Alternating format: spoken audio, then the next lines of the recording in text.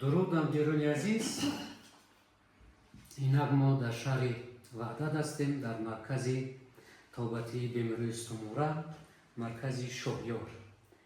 یعنی ما در تاجیکستان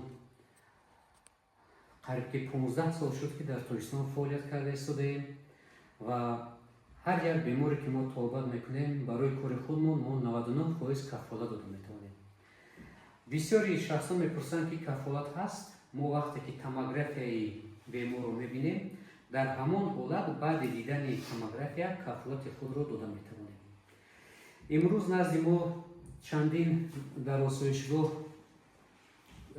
توبت اومدن مادرای ما و یکی از آنها باز در جایهای خوابگاه خود هستند. بعضی کارگرای ما هست. این کارگر ما نازنین هم باز کالج میخوند، اومده با ما یاری میرساند. باز دیگر کارگرا هستند. این بختیار شاهف یکی از نانالیستو است، یکی از شاگردان ما هست که امروز در مرکز ما کار کرده است و کار این مرکز رو فعال کرده و پیش برده است. یعنی گفته میتوانیم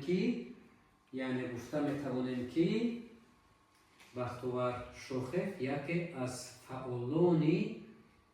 فعالان شاگردان است. انا مادرای ما توبت آمدن. بعضی اینها خواهر ما با نصیحه می آوردن کسا در کنی مشکل بخور کردن می آوردن. انا وضعیتش به حد وزگیم بود. این مادر با نصیحه می آوردن با خلیسته بودن، راه داشتن میتونستن. بسیار وضعیتشون بزی بود.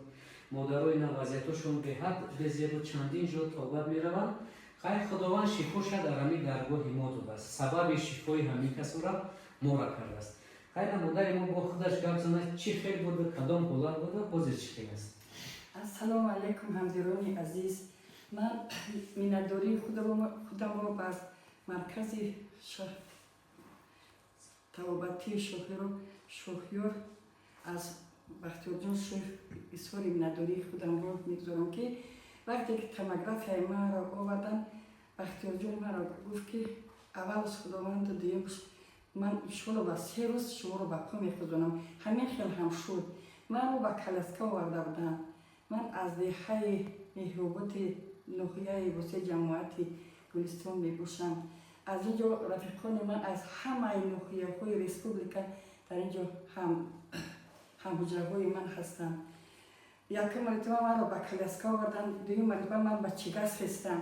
حالا باشد از طبیبان حاضق و رحمدل و حاضق همشیروهای شفقت بینداری خود رو اظهار میکنم. نازنین جان، میاسر جان، از بختیار جان شایف، از بختیار شایف، امین جان نعیموف، دلاور جان مینداری خودم رو اظهار میکنم که اونها با سخنگوی حلیم و نرمی خود ما را اولین مرتبه بر همین سخنگو توبت کردن. من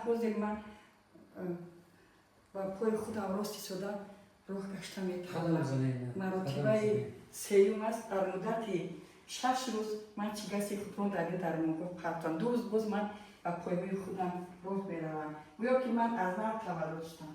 سلامت باشه. خیلی مادرم به حد وزبین بودن، یک کسان وزبین بودن. خیلی خواهر ما با گپ زنه که چه بوده کدام وضعیت بود. اینا بازی در آسایشگاه ما توبت گرفت. اینا بازی با سخنورشه باشه. منم وضعیت وزبین قرار داشتم رو نمیگشتم. مینداری خود رو با دکتر شوی بختیار بیان میکنن که با آسایشگاه اون کسان دادن تبابت خود را یافتم. مرحمت میتوانید و بیمارخانه و آسایشگاه بختیار شوی اومد تبابت خود رو گرفت. من تمام راه گشته نمیتونستم. در جایگاه خوب بودم. من مادرم رو نمیکرد. من راه میکردم. صبر شکر سوزم. در اون جای راه میکنم. سلامت باشه. رحمت و بختیار. اینا دو درچه ما خود کانجکه این تو مادگیه. بسیار از شما خواهش میکنیم که کودکان را اهمیتیه. وقتی که کودکان را اهمیت نمیتین استوموره تیز کجا میشود. کودکان کم کم باید با فیزیکالتورا با سپورت سبک باید مشغول شوند. اگر که سبک نشوند با سپورت سبک مشغول نشوند آهسته آهسته استوموره اینها میشینه کجا میشود. و وقتی که شما با طبیبانی که به تجربه میبریم اونها رو یک بار معیوب میکنند. با کودکان به حد اهمیت دادن در کار ва онҳоро ба назди мутахассис бо таҷриба бурдан дар кор ба кӯдакон аҳамият диҳем. Марҳамат ба маркази мо дар шаҳри Баъдад ҳастем, кӯчаи Чашма. Инҷо осоишҳои Бахтиёр Шохев ҳаст. Вақте ки мо гуфтем мо томографияи шахсро бинем, мо баъд аз томография 100% гуфта метавонем ки ҳамин кас табобат карда мешавад ё намешавад. Табобати мо аслан бо маҳси нуқтавӣ ва маҳси мануалӣ аст. Раҳмат барои таваҷҷӯҳатон. Марҳамат кунед. Раҳмат шумо.